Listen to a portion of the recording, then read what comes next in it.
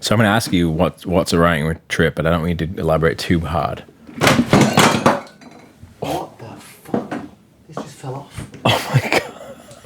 What the fuck? That wasn't the red wine. I literally just like would try to lower myself into the Oh my god, in my chair is buried?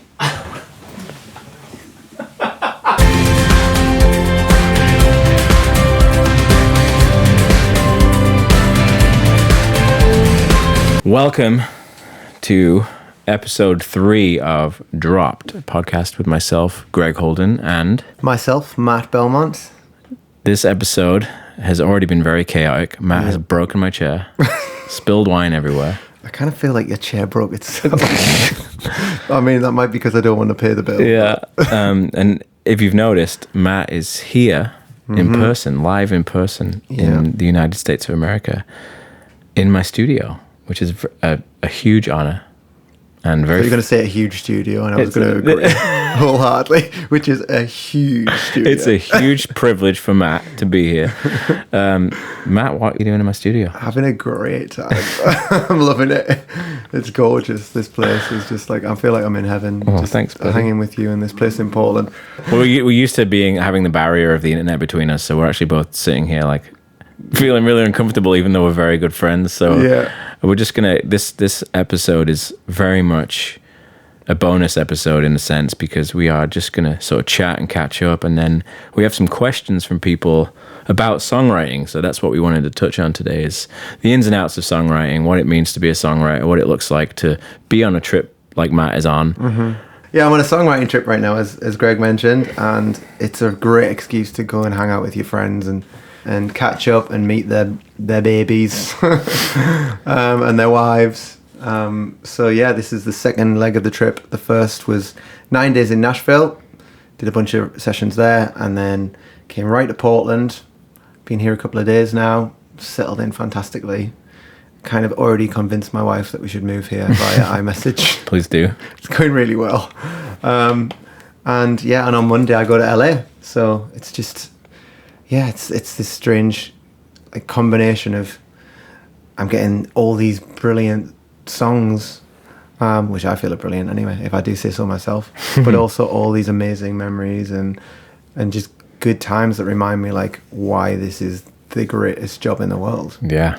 Like whether you're making money at it or not, it's totally. Like it just opens up so many amazing life moments. So getting sentimental. Yeah, well, the writing trips can be very wonderful because they always look different. It's a lot like touring. You don't know what it's going to be like. Often they're planned around people that you know, but sometimes they, I did a trip once to LA when I used to live in New York, where I did 7 days, new songs, new people, never met anyone, just very intense. It can be tough. It can be very intense because it's like going on a blind date every single day. You arrive at someone's studio at 11 o'clock in the morning and, hey, I'm Greg. Hey, I'm, insert name here. And you're expected within 5 or 6 hours to get to know each other, write a song, record it, and leave happy. Yeah. And it can be a very exhausting experience, It really can. I'm glad that you've had Nashville with people that and you've come here and it's a comfortable landing, and you're going to go to LA and it's people that you know again, right? It's by design. It's because exactly. I've had that experience. Right. I did that trip. I did a few trips like that, but I remember that trip to LA in which I met you. In 20. Yeah, that's why we're sitting here, right? Because you were on a writing trip. I was on a writing trip. I just signed a publishing deal. Very strange too when you write so many songs in one period of time, like 1 week. You write 7 songs, and it might take us months to write 7 songs on our own. Yeah. So all of a sudden you might be thinking, Monday, what song did I write on Monday? And then you listen to it like, oh yeah, that one. Yeah. And there's a real beauty in when you get home and you open up the voice memos and you open up the demos you've got and you listen through and you're like, oh my God, yeah, I did some good stuff on this trip. And you've totally, even some songs where you've like walked out the session and you're like, yeah, we got a song. Sometimes they surprise you. Yeah. A couple of weeks later when you listen back. Yeah. So that's what I'm doing. That's what I'm in the middle of right now. What have you been doing since the last episode? Because it's been a little while, right? Life has yeah. I've been working on a new album actually.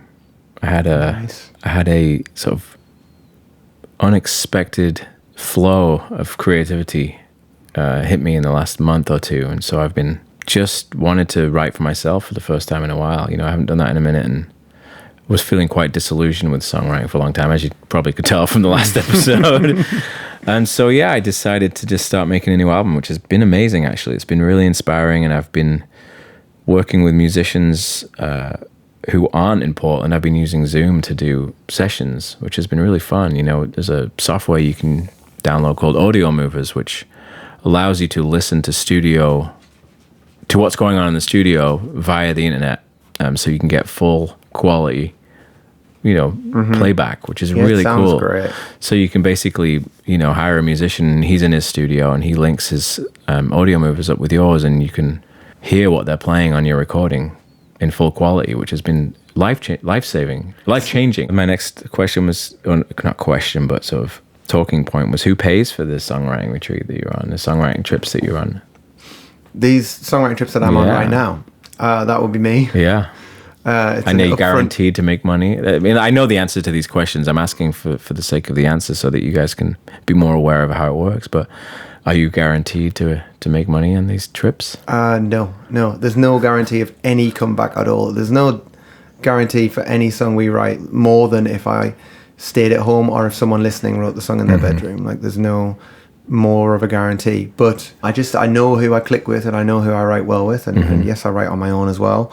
But sometimes you just want to get out there and work out what the new direction is and what the new sound is, and you've got things to say. In any art and creation, as you know, you got to fill the cup. Yeah. After you empty it, And there's something about leaving where you are and going somewhere else, and it ignites something in you. Yes, you can write and do sessions on Zoom, but you can't only do that. No. You have to get out. I was running out of things to say about Croydon. About Croydon? Yeah. That's where Matt lives in London. Yeah. So, yeah, the way that we look at, like, being, like, traveling, guitar playing troubadours is that, like, we want to be commenting on real things, and we want to be getting out there and living things, and then sending the story back home in our songs. So I see getting out there and living as a real big part of what I'm doing and my process. And yes, I do a ton of writing on Zoom, and it's great, and I'll continue to do that. But every now and again, it had been nearly 2 years. Yeah. Every now and again, I just feel like I got to come out here and also just get in people's faces and remind them that I exist. That's a big one too. Networking is a huge part of it, isn't it? Because if you are removed from it, you are removed from it. It's out of sight, out of mind is a very huge part of our industry, I think, and I feel that a lot. When I moved to Portland, I definitely knew what I was doing to my career. I sort of was aware that it was going to definitely make it more difficult for me to be in people's faces, because in LA, you're just out all the time. You see people at a venue, or you go to meetings just because they're there. This is pre-pandemic. And so when I moved to Portland, I was like, uh-oh, I don't know anybody here, and people are going to forget about me in Los Angeles. And, I'm sure... I mean, I'm pretty unforgettable, so, I don't know that people have forgotten about me in Los Angeles. But I'm sure they for sure have. No one's called me. No, I'll tell you. I'll report back on Monday. I'll ask a few people. Like, do you know who Greg Holden is? No, I never heard of him. Exactly. Oh, shit, they forgot me already. But yeah, that human experience is a huge part of doing this, and it harkens back to what we've talked about in the past of the TikTok and the Instagram and the digital world. Those things are important. They're great tools, but you have to be out. You have to be out in person. You have to be meeting people. You have to, as a listener, you have to go to shows. Like, it can't what do you put on? all be on the screen. It can't all be online. Yeah, and again, it comes back to, like, reporting back from an interesting life or an interesting day. Yeah. If I'm sitting in my studio in London is like 10 feet by 8 feet. Right. If I'm sitting in that little room just making TikToks and reels and it gets old very quickly for me and for anyone watching. So one thing I've been focusing on while I've been out here is just making sure I kind of, like, journal it a little bit. Yeah. And then I've been sharing that on Patreon and then sharing it in the mailing list. I actually read your post, the Nashville post. Did you? Yeah. Did you enjoy I subscribed to your Substack, so thanks, mate. I read it. Every word. My junk mail. Very poetic. Yeah. It's like, oh, Matt's such a good writer. I feel like I'm in Nashville. But yeah, just trying to get out there and live it, and report back. So yeah, we wanted to catch up with each other because we're in person, and it's been really nice to see Matt and have him staying at my house, and it's really good to see him. It's been 5 years since I've seen him. I can't remember if you mentioned that already, because we had a disastrous start to the podcast, to this episode. But one thing that we wanted to do for this episode, we got a bunch of questions from people, and we wrote them out on little cards, and we just wanted to, go through them for a little while and just keep it really casual and just talk and answer the questions, because I've done a lot of mentoring, songwriting mentoring over the last few years, and you get a lot of questions. And I think when you do this professionally, you don't realize that they're not obvious answers. Some of them, and you're like, oh yeah, that's not like common knowledge. And so we thought it would be a good idea to sort of answer some of those questions, and so that's what we're gonna do. So Matt, do you want to pick a question? Oh, they're all the way over there. Okay. Can you get to them? All right. I'll start. Have you shuffled them? I'll shuffle them now. I haven't even looked at them, so I don't know. Shuffling is going to do any good. But all right, Matthew. Yes. Ooh, can you talk about writer's block and how to overcome it? Writer's block. I'm a firm believer that you just show up and you write your way through it. Every now and again, there's like the pipe just gets backed up with a load of mud in your water pipe, and you got to just get it out before the clean water comes through again. And I just think if the quicker that you can just be like, okay, I'm in one of those seasons. Maybe it'll last 2 days, maybe it'll last 2 weeks, maybe it'll last 2 months, but it will end. It will pass. So I'm just gonna keep writing, and I hope every crap song I write is a half song that I scrap is the last one before the crystal clear water comes through again. Show up and work your way through it, and just don't get too hung up on the fact that it's happening, because then you'll just get so anxious that you won't believe that you're going to write another good song again, and then you won't. Of course, your brain won't work when you're writing songs if all you're thinking about is, oh my god, it's over, my career is over, I'm not going to write any more good songs. What do you think? I kind of have the opposite approach. If I'm in a block, I sort of embrace it. I don't try and write through it. I maybe do other stuff. I accept that I'm in a block, and it's frustrating, and it's distressing, especially when your publisher's like, hey, what have you written recently? I'm like, nothing. Like, I think in 2023 I wrote 2 songs or something. I have a folder on my iTunes that's, it's folders for every year, and I put all the songs in, and 1 year, it's either 2022 or 23, and it was like nothing in there. I was like, oh my god. But I know myself, and I know what my blocks are like, and they can be, I had one block that was like a year long, and then it just comes back. And I think after 20 years of doing this, I know that it comes back, so I don't stress out as much. How often do you write? Well, I guess that goes back to the writer's block question. It's always different for me. I definitely don't write every day.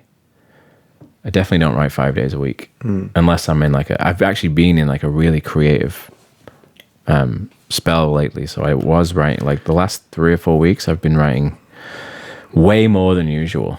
But it's not a consistent thing for me. It's, a lot of people are like, show up, work every day, show up at 11 o'clock, work, and no matter what. And you'll find your muse and all that sort of stuff. But it doesn't work like that for me. So the answer is, depends on when you ask me. How do you know when a song is done? Finished? I generally write songs very quickly. I don't labor over them for very long. So for me, when they're done, they're usually done when on the day that I've written them. Right. I don't go back to them very often. Really? Yeah. I mean, maybe I'll tweak a lyric here and there. We're so different. I know. And I've talked to a lot of songwriters about this, and I'm definitely, I think, in a smaller group of. I'm not a perfectionist. I probably should be, but for me, a song, it comes out of me and then it's done, and I don't go back to it. Right. I'm really bad at going back to songs and trying to perfect them, for better or for worse. Sometimes you can perfect them to death. Mm-hmm. You can definitely not know when to stop, but thankfully that's not how I operate. Yeah. What about you? Mine evolve over a long period generally. Like I write the song, maybe it takes a week, maybe it takes 2 weeks. It's kind of like it's in drafts. It's done. First draft's done. And then I'll like be on a flight or on a train or just sitting at home and I'll pull up the note and I'll be like, that line's not good enough. Especially lyrics. Yeah. I have to get the lyric perfectly right. I'll just like put it in my head that like I'm thinking on that lyric, and then I'll go off and do something else and come back, or even not come back, and I just trust my brain to be working on that it'll have the breakthrough. Or sometimes it's when I'm singing. Sometimes when I'm playing the song. I never know a song more than when I'm performing it. Yeah, that makes sense. I suddenly hear it like in front of people. Yeah, that's definitely a great like litmus test, isn't it? Because you get excited about the song that you've written, and then it's a whole different song when you play it to other people, and you suddenly like, oh, this isn't good enough, and it's not even about their reaction. No, it's about I feel it differently. You understand when you're playing in front of people, like, oh, I'm looking at this from someone else's perspective now, and this doesn't, and I'm like, oh, this part's boring, this bit goes on too long, that line doesn't land. Yeah, fair enough. How intimate can the songwriting process get? Well, I'm not wearing any pants right now, so. And I've been winking at Matt for about 20 minutes and trying to get him drunk. It's pretty intimate here in Portland, guys. It's pretty intimate. How intimate can the songwriting process get? Well, emotionally intimate, I guess. It can get pretty heavy. I think by design, by the nature of what it is. Yeah, I think it has to. You have to go deep. And that's the interesting thing with doing so many sessions with strangers, people you just met. It's really interesting because you're like, well, are we holding hands or not? Yeah. Because if we're not holding hands and making out, the song's going to suck. Yeah. We have to get, we have to go deep. We have to let go of the fact that we just met. And thankfully, most songwriters who are doing it professionally have done it so many times that they're good at opening up really quickly. Like, you know, they're good at it. And it's interesting when you get the noobs who aren't, and you're like, oh God, the tension in this room is palpable. It's just, if you feel it. So I don't know. People have told me, like, I think that's why you make a lot of friends writing songs, because people go deep with you quickly in a way that they're not going to normally do at, like, if you meet them at like a party, for sure, whatever, you know, they'll go right into it, and they'll be like, well, this is what's going on with me, I just had a divorce and this is happening, and they should get very emotionally intimate very quickly. I think physically intimate, probably not so much. Yeah, I don't know if I've ever had a physically intimate unless you're writing session. Unless you're writing with your consenting partner. Yeah, for sure. They should never get physically intimate. Songwriting culture, does it differ between Nashville, LA, and London? So they are probably like the three main songwriting cities in the Western world right now. You know what's so sad is that New York isn't on that list. That's depressing. Yeah, you've got a whole thing with New York. Well, I lived in New York for 8 years. It was my home. Why I moved? When I thought of music, I thought of New York City. Yeah. That's why I moved there. So the fact that it's not even on that list anymore, I missed that train completely, because, I mean, obviously New York has always been, it always will be like a very, very relevant spot in my mind too. But you never hear people say, "I'm going to go write songs in New York." No, I never hear people think about New York for anything music-wise unless it's gigs. Fuck, that's so sad. But anyway, the culture, we didn't talk about we didn't actually answer the question. We just talked about New York the whole time. Songwriting culture, is it different between Nashville, LA, and London? Well, I think yes. Let me tell you but you write in Nashville more than I do. I had this conversation a few years ago with a songwriter in London. We both worked a lot between London, Nashville, and LA. And we were talking about the differences in like the songwriting cultures and the vibe. I thought he put it really well, and this is like completely a stereotype, and there are so many exceptions to this rule. But he said in London, a co-writing session is generally, the co-writer feels that their role is to like be a sounding board for the like obviously give ideas and contribute, but like be a sounding board and really support the artist to realize their vision and like come out of themselves and write a song that's in their voice. In Nashville, it's like we are equal in the room, and we should both contribute, and we should, if it's 50-50, we should both try to contribute 50%. We're equals. And then he said in LA, it's like the songwriters are like, oh, you're the artist and you want to sit in the room while we write you a song. Okay. That's so true. Oh my God, that's actually kind of nailed it. And the culture for me between LA and Nashville, especially, because I didn't do a ton of writing in London, is that in LA they start writing at 1 or 2 o'clock in the afternoon. They, and you go to 8 or 9 and you write one song. In Nashville, you start at 9 or 10 a.m. Nashville, and then you finish your first session at noon. Yeah. You take lunch. You do another session between 1 and 3. Yeah. Then you do it. Some maniacs do a third song in one day. And they do it every day. They have 2 or 3 sessions, and it's like. And they go to a bar where everyone knows their name because they're there every day at the same time, and it's like respect. It's respect for sure. That is a factory of songwriting, and they're all amazing. I mean, every time I go to Nashville, it's been a long time since I've been in Nashville, especially to work, but I'm just blown away by the musicianship of everybody there. They're all so phenomenal. I think this one's for you, mate. What's it like writing a hit? Well, let me tell you, it's fucking great. It's the peak of a songwriter's career. That's what we want as a songwriter, right? To write a hit. Yeah, we want to connect with people en masse, right? And it happened to me once, and it was really cool. I'm not going to get into the long story. I already told the long story in episode 2, I think. But it's the peak of being a songwriter. You see a song on that number 1 position, and the whole country knows it, or the whole world, or whatever. There's no better feeling, I don't think. Reminds me of my time at the top of the charts in Suriname. Oh yeah, it's legendary. Was it enjoyable at the time as it is to look back? Yeah, but I think when it's happening, it's definitely like it's an out of body experience, because I wasn't a hit songwriter then. I'm not now even. I mean, I had that happen to me and it was amazing, but I haven't had one since, and so I don't walk around like claiming whatever. When it's happening, you're just like, is this really happening? You're just seeing the song everywhere, you're hearing it everywhere, and I kept getting these email reports like, this is how Holmes doing this week on the radio charts, and it was like number one. And I'm like, I still don't really understand what this means, but I know that it's cool. I know that it's good for my career somehow. The phone's ringing and people are interested, so it was so cool. Yeah, I'd love to do that again. I wonder how would it even I don't know what it would look like in 2024, because this happened in 2014. It would be a really good TikTok video. It was before Spotify. This happened before streaming. I don't even know what it would look like now, because hits look different now. Mm-hmm.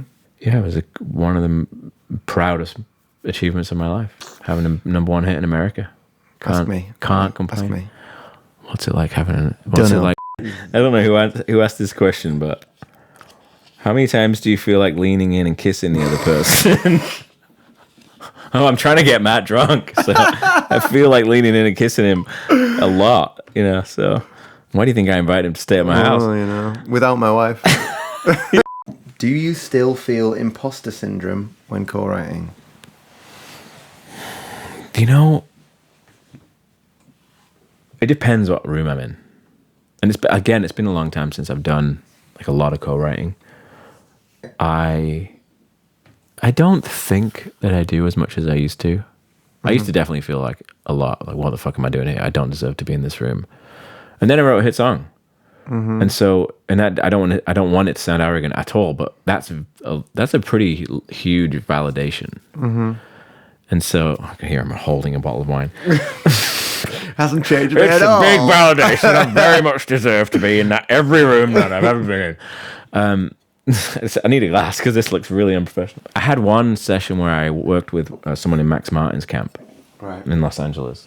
Max Martin, if you don't know, is responsible for some of the biggest songs on the history of this planet for the last 25 years. Yeah. Like Hit Me Baby One More Time and Backstreet's Back and a bunch of Taylor Swift songs. Coldplay songs. Yeah, I mean, he's a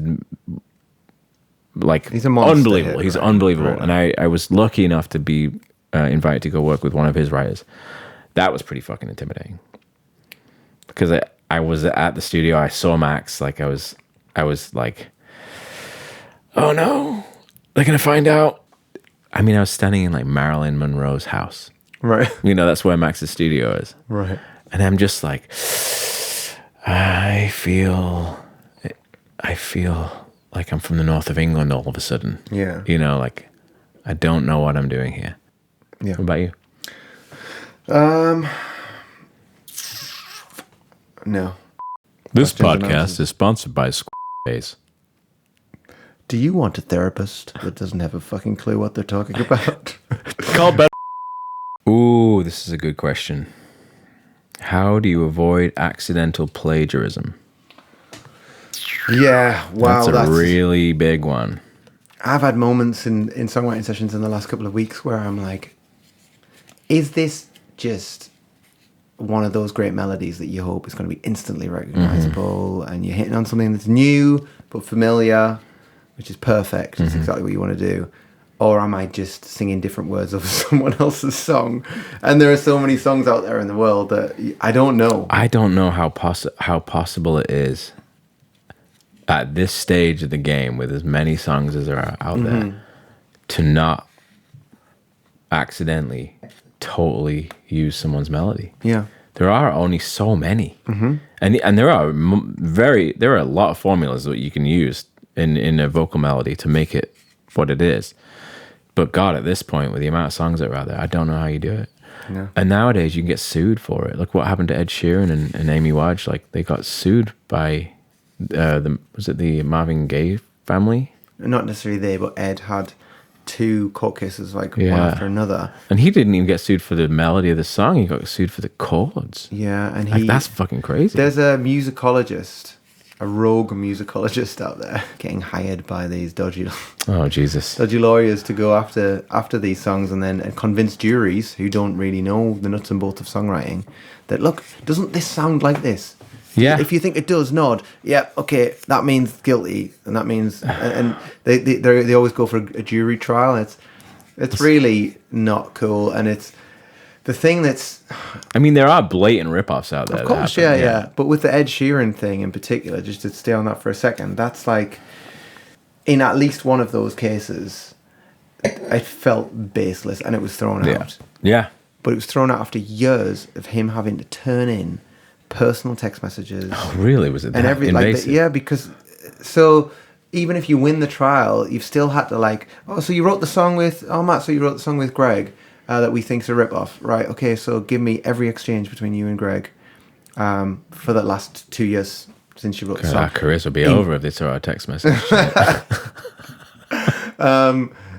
In the last couple of years, so that we know that you didn't go, oh, do you think they'll find out? Yeah. What the fuck? You know, it's it's getting silly, and there was actually an AI company, one good use of AI, where they basically got the AI to generate every combination of 7 melody notes, and then they made it open source. Oh wow, that's interesting. Yeah, it's tough. To answer the question, it's tough because it definitely, like Matt was saying, sometimes you just write a melody and you're like, this is so good. It has to be someone else's. Yeah, exactly. There's no way I came up with this. Or there's no way that this song is this catchy. Because and you psych yourself out because you don't want to get sued. Nobody wants to be sued. No. But I don't know. That's a good question and a really tough answer. The answer is, I don't know. This podcast is brought to you by San Pellegrino. Fizzy. Like the ocean. Okay, so swearing in songs. Oh, you took the wrong guy. You fucking What do you bastard. think my thoughts are? Have you heard half of my songs? Yeah, I don't give a shit about swearing in my songs. I don't give a fluff. I mean, look, if I'm writing for sync specifically, which is very rare that I'm just writing for sync, I will make a point not to swear because that is sentencing the song to death. Yeah. But generally, I don't care. If it suits the song needs me to swear. I mean, fuck, I've got a song on my new album called Fuck It. Fuck it. It's called Fuck It. That's the title of the song. So, yeah. If that answers your question. I don't hear you swearing in very many of your songs. No, I have in a couple. In fact, the only one on the album that I swear in is Echoes, the one we wrote together. The one that we wrote together, yeah. But I think and that line was my idea as well. I do love swear words. I really do. I just don't like when they're used thoughtlessly. Yeah, for sure. but they're so powerful. They can be. Put them in the right place, and they're just some of the most powerful words in the English language. So we should be able to use them in songs. Yeah. I think it's like a radio thing, really, wasn't it? It was like, I'm swearing on the radio. Definitely. Dream songwriting collaboration. They're all dead, mate. Yeah, mine too. Yeah, seriously. I was thinking that. And I don't want to write with dead people. Yeah. Dead or alive? Dead or alive. I would write with Leonard Cohen alive. What would you be? Leonard Cohen would be yours? I would love to just hang out with him. Yeah. I don't think he would enjoy co-writing, to be honest. No, he didn't strike me as someone who would. No. But also don't meet your heroes. He might... I met my hero. Who's your hero? Tom Petty. I met him and I performed for him. Mm-hmm. And he would be my dream collaboration. I got to play the ASCAP Awards when I wrote Home, and it won an ASCAP Award, and I opened the award ceremony by playing Home. Wow. And in the front row was Jackson Browne and Tom Petty just looking at me. Wow. And I was like, what the fuck is happening in my life right now? And after the show, I got to meet Tom Petty, and he shook my hand, and he was like, that's a beautiful song, man. Wow. And my life was complete. Just melt. I ran back to my table and was like, I need alcohol. Because I was like, I could, in that moment as well, I was like, I didn't get a picture. I didn't want to do any of the fan stuff. I was just like, thanks, Tom. I really appreciate that. But inside I was like, get the picture. Yeah. Get the picture. But then I was also like, be cool, you know? Mm-hmm. That I would love to write with Tom Petty. And he was a big one on collaborating. He did the Traveling Wilburys, and he always was co-writing. So that would be mine. A little humble brag there. No. That was a little humble. That was one of my proudest moments of my life. So I'm not afraid of talking about that moment. But that was a fucking huge moment in my life. Validated by my idol. It was huge. I think I think my actual answer, because I love Leonard Cohen, but I really don't think it would be a great co-write. What makes you think that? Because we just both be like, I hate everything. Yeah, and also I'm like so lyrical in songwriting sessions, and I've got to compete with Leonard. Yeah, like, come on, man. I think it would be Justin Vernon from Bon Iver. That'd be an interesting one with you guys. That'd be cool. I think I'd love that. Yeah. Because you'd bring like a real song element to it, I think. I mean, he has that obviously, but his I just feel like very he's atmospheric. Just he's very intuition. I just feel like he's just like pure, like just he's just from channeling. The Yeah, I agree. And I think you would bring some structure to it. I mean, look, I love Bon Iver. I'd be like, where are we, Justin? Yeah, will you pronounce the words? Please. Yeah, exactly. Here's how you pronounce words. Okay, this is a good one. So, what do you do when good times go bad? So when the songwriting session is not working, the co-write is going to all hell. You're not gelling, or no ideas are coming. Like, what then? Well, I have no problem in leaving the session, which probably wouldn't be good advice to give to people. It's terrible advice. I have definitely, we've been beating our head against the wall for 4 or 5 hours. Mm-hmm. And I've just said, guys, do you want to go get a beer? You know? Yeah. And usually, if it's not happened after 4 or 5 hours, and that's 4 or 5 hours. Then is a people, good shift. then people are usually like, thank God, you too. Okay, great. Yeah, let's go get a beer. I've never just walked out of sessions. Yeah. But I was working with an artist in LA who I won't name, who was on his way up.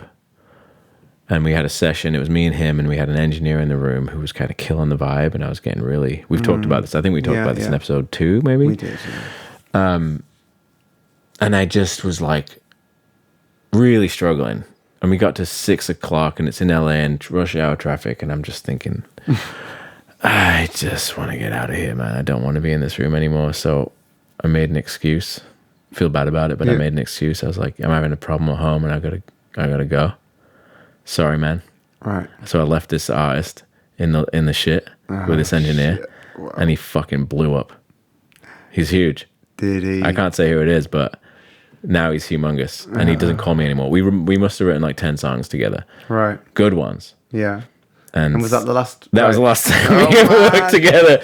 So that's my fault. I love how you're completely invalidating your initial answer. I completely fucked it up. Yeah, I know. You're like, sometimes I'll just leave the session. Yeah. No, you're telling all the reasons. Don't take my advice. Don't leave sessions. Yeah. I regret like leaving I also wrote like my biggest song in a session that didn't feel like it was going well. Really? With someone who I write with all the time, and she's amazing. It wasn't a chemistry thing or anything. It was just that we were just banging our heads against the wall trying to get this song, and we were coming at it from the wrong perspective, and it was really hard, and we were 2.5 hours in, and it was kind of like, we could just, like, we wrote a great song yesterday. Yeah. We could just like call it quits today. Yeah. Go out in the sun. It was a boiling hot day in Nashville, and we just were like, okay, let's just go and get like an iced coffee, and then come back. So we got the iced coffee. We definitely both thought about like calling it quits and just sitting out in the sun for the rest of the day. We were like, no, let's go back. And we went back and we looked at the song from a different perspective. We changed the like tenses and the lyrics, and suddenly it was like, oh my god, it makes sense. It's like, it's magic now. And the song was finished pretty quickly then. We didn't realize it was what it was, and then we listened back a few days later and we're like, oh my god, yeah, this is great. Imagine if we'd quit. Was that the song? I think it was. It was Hollow, yeah. Fuck yeah. That's awesome. So now I just persevere. Yeah, and I do too now. Yeah. Well, I know we both did yesterday, didn't we? Yeah, I think we definitely worked through it yesterday. We didn't give any usable advice there, apart from just don't walk out the session. What to do when it's not working would be persevere. Oh yeah, look at it from different perspectives. Totally. Change instruments if Take you a play break. different instruments. Take a break. Clearly, that really helps. Actually, just dust off anything. Take a little voice memo of what you've got, and then play some music with each other as well. Like, that's true. Yeah. Some songs you love, and then come back to it. Just reset in any way. Professional advice coming right at you. How do you get into the room? That's a good question. I got asked that a lot. I do a mentoring festival, songwriting festival in Hawaii where I'm a mentor, and I get asked that question a lot actually from the attendees, because a lot of them are trying to figure out how to navigate the business and how to get started, and that's a common question. How do you get into the room? And I'm glad I'm asking you that question. What room? How do you get into the sessions? How do you get in with other songwriters? How do you get in with producers? Like, how do you? Right. Okay. If you're sitting in your bedroom and you've only written by yourself, and you want to get in the industry, and you want to do what we're talking about, you want to go on a writing retreat, you want to go on a trip to write with different writers in LA or something like that. Yeah. How the hell do you get started? Well, I talked to a writer. Tinder.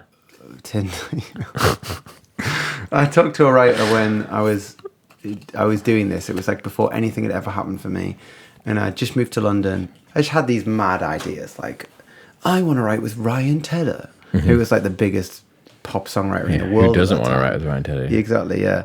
I want to write with like Max Martin or whatever. How do I get in the room? And I talked to this other writer artist who was older, and had actually been back and forth to Nashville a lot, and probably was like my age now. And I was like, oh wow, that must be great. How did you make that happen? How did you get in the right with that person and that person? He was like, you just have to find the people around you now who will become that person. That's a good advice. Believe in people, stick with them, and you all like rise together. It's no good trying to like jump ahead to the generation that's good above advice you actually. Yeah, too early. And I thought, and that was great advice, and I thought about things differently then, and I found my people around me, and some of whom I've been working with last week in Nashville, my friend Jess Sharman. Both of us were just like hustling in London, trying to like get a breakthrough, get better and better at songwriting. We just took it really seriously, and she believed in me and I believed in her. We were writing great songs together, and now like I write with her, and sometimes I'll mention to people back in London, like, oh yeah, who are you writing with? Oh, I was writing with like my friend Jess Sharman, and Fenway. Oh, Jess, oh yeah, she wrote this song and this song, and I love her. She works with this artist. Like, oh, that must be amazing. And I'm like, she's just like one of my best friends in the world, who I've written with for 12 years. And yeah, she is amazing. It was just, we just came up together. Be aware of the people that are around you. Yeah. So, treat them accordingly, you know? Yeah, treat people around you with respect. Don't try and step over them to get to the higher person, because you could be talking to the next Max Martin. Or the exactly. Next, or you could all be the next Max Martins. And that's really, really good advice. That feels like a good way that's a good message. Yeah. Don't try and step over people to get where you want to go to. Just be aware of who you're around. Cultivate friendships. Cultivate relationships professionally. Be a good person. Don't try and use people, you know? Like, people know. Well, Matthew, that was a very unorthodox episode. It was. However, it was very enjoyable. Very nice having you in the studio in real life. We will be back with another episode soon. Maybe more structured episode. Maybe more structured. Maybe this is the beginning of our unstructured, chaotic podcast.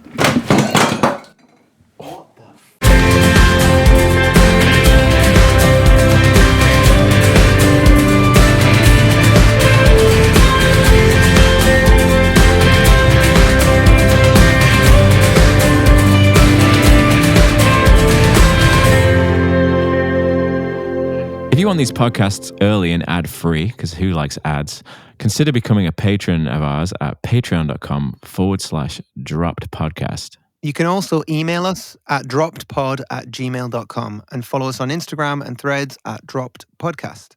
Thanks for listening. Goodbye.